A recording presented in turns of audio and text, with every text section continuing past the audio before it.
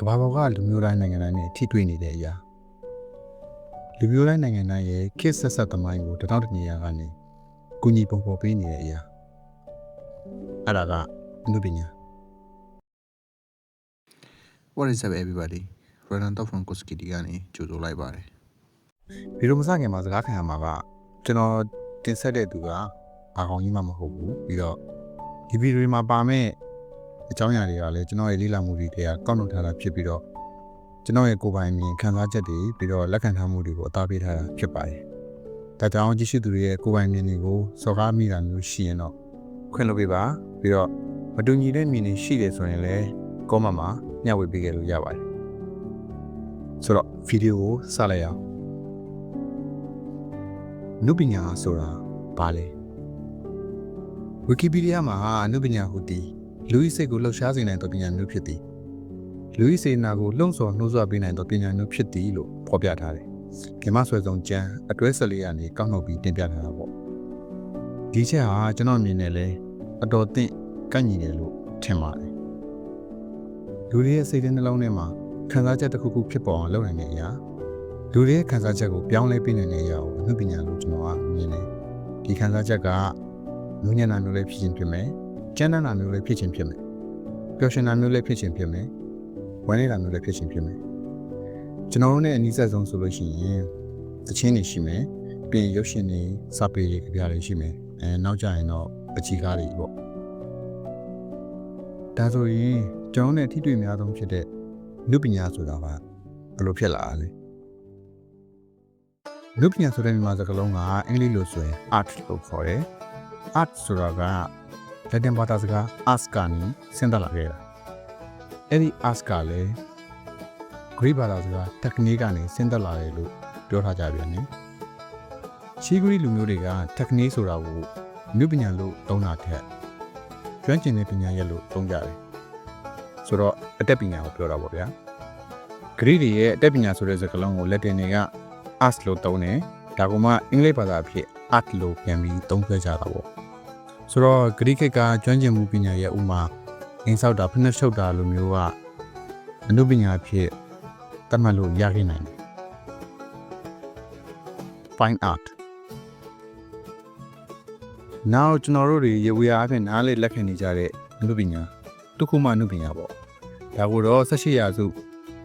1946ခုနှစ်လောက်မှာပြင်သစ်ပညာရှင် Charles Bateau ကခွဲထုတ်ပြီးတော့သတ်မှတ်လိုက်တာ Charles Bateau ကသူ့ရဲ့ The Fine Art Reduced to a Single Principle ဆိုတဲ့စာအုပ်မှာအနုပညာကိုမျိုးစားနှစ်ခုဖြစ်ခွဲထုတ်လိုက်တယ်။ဒီမှာတစ်ခုက Mechanical Art သုံးချတတ်ပညာနောက်တစ်ခုက Beaux Arts တနည်းအားဖြင့် Fine Art ခံစားမှုအတတ်ပညာမြင်သာအောင်ပြောရမယ်ဆိုရင်ခန္ဓာကိုယ်အတွက်စိန်ခံပစ္စည်းနဲ့စိတ်အတွက်စိန်ခံပစ္စည်းပေါ့ဗျာဒီလိုခွဲထုတ်လိုက်ပြီးတဲ့နောက်မှာ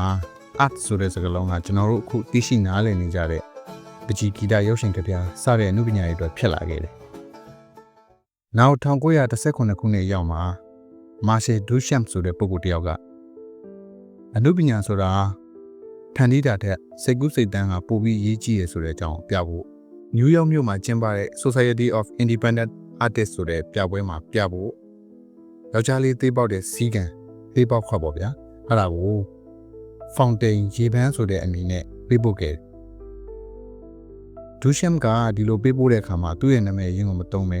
အာမက်ဆိုတဲ့နာမည်လွဲနဲ့ပေးပို့ခဲ့တာအဲ့ဒါကိုပြပွဲစီစဉ်သူတွေကမသိတော့ဒါယူတော့တို့ကလူပညာဖြစ်လက်မခံနိုင်ဘူးဆိုပြီးတော့ပြပွဲမှာထည့်မပြခဲ့ဘူးအဲ့ဒီနောက်မှာပဲဒူရှမ်ကအဲ့ဒီဖွဲ့စည်းကနေနှုတ်ထွက်သွားတယ်ပြီးတော့အဲ့ဒီစီးကန်ကြီးကိုသူ့တငယ်ချင်းတပ်ပုံဆရာဖြစ်တဲ့ Alfred Stieglitz ဆိုတဲ့လူစီကိုယူသွားပြီးတော့အောက်ခံနေbackground တွေ lighting တွေတေချာချင်းပြီးတော့ကြကြနနတပ်ပုံရိုက်တယ်ပြီးတော့သူ့ရဲ့ The Blind Man ဆိုတဲ့အနုပညာမဂ္ဂဇင်းထဲမှာ The Richard Mackay ဆိုတဲ့ခေါင်းစဉ်နဲ့ဆောင်းပါးတစ်ပုဒ်ကိုတပ်ပုံရောပါထည့်ပြီးတော့ရေးလိုက်တယ်အဲ့လိုကနေအနုပညာလောကကြီးကိုဒီကိစ္စကရိုက်ခတ်သွားတယ်နောက်တစ်ချက်ကအဲ့ဒီချိန်တုန်းကပထမကမ္ဘာစစ်ကြီးဖြစ်နေတဲ့အချိန်အစင်လာဟောင်းတွေကိုစိတ်ပြက်လို့ရိုက်ချိုးပစ်ချင်နေတဲ့အနုပညာရှင်တွေက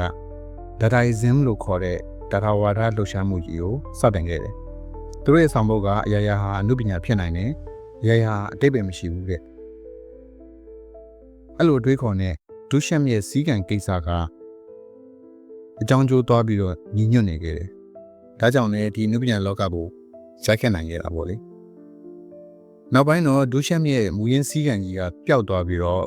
အဲ့ဒါကြီးရှိခဲ့တာကပုံမြင်လိုပါဇက်ပြောရာဆိုရင်လိုဖြစ်သွားသေးတယ်။ဒါပေမဲ့ရိုက်ထားတဲ့ဓာတ်ပုံနဲ့မဂဇင်းထဲကဆောင်းပါကသူဟာပါဇက်ရာဆိုရင်မဟုတ်တဲ့အကြောင်းကိုသက်သေခံနိုင်တယ်။နောက်ဒုတိယကမ္ဘာစစ်ကြီးပြီးတော့မှ pop art နဲ့ conceptual art ပညာရှင်တွေကထုတ်ဖို့ချီကျူးလို့ပြတဲ့ဒီကနေအတိမတ်ပြုခံရတယ်။ပုံသူတွေပြန်လှုပ်ခိုင်းပြီးတော့ပြတဲ့ဒီမှာပြလာကြတယ်။ဆိုတော့ဒီဘဲကအခုခေတ် modern art တွေရဲ့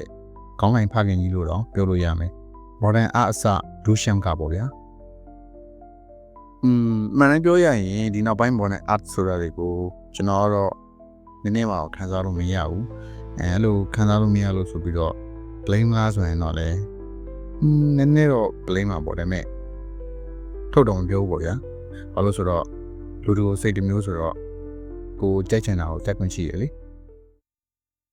ဒီနေ့တော့ဒီလောက်ပါပဲ။ကျွန်တော်တင်ပြသွားတဲ့အချက်တွေကိုကြည့်ပြီးတော့ခုလိုတော့ဘယ်လိုမြင်လဲ။လူပညာဆိုတာကကိုရင်ဖန်တီးပြီးတခြားသူတွေကိုကိုနဲ့ထက်တူခံစားစေတာမျိုးလား။ဒါမှမဟုတ်စိတ်ကူးစိတ်တန်းတွေကိုဖော်ပြရုံနဲ့အလုပ်ပညာလို့ခေါ်နိုင်မလား။ကိုလိုတွေရဲ့အမြင်တွေကို comment မှာခြာရေးခဲ့နိုင်ပါတယ်။ကျွန်တော်ရဲ့ channel ကိုပိုပြီးတိုးတက်စေဖို့ like and subscribe လုပ်ပေးခဲ့ပါဗီဒီယိုအဆုံးထိကြည့်ပေးခဲ့လို့ကျေးဇူးတင်ပါတယ်နောက်ဗီဒီယိုတွေမှာပြန်တွေ့ကြပါမယ် Smell you later, bitch.